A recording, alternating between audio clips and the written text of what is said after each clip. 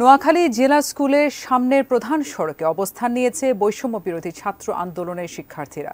এ নিয়ে বিস্তারিত জানাতে নোয়াখালী জেলা শহর মাইজদি থেকে যুক্ত হচ্ছেন আমাদের সহকর্মী ফয়জুল ইসলাম জাহান।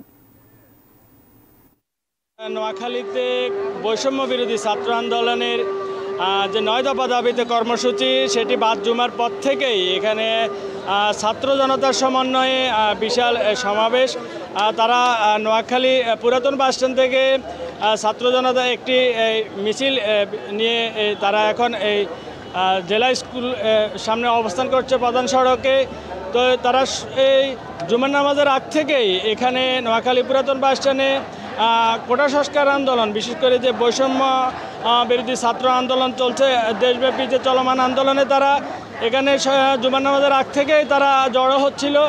নামাজের পরে ছাত্র এবং জনতার সমন্বয়ে একটি বিশাল মিছিল, তারা এখানে জাতীয় পতাকা, বিভিন্ন দাবি সম্মিলিত ব্যানার, ফেস্টুন এবং স্লোগানে মুখরিত হয়ে তারা এখানে অবস্থান কর্মসূচি এখনও অবস্থান করছে।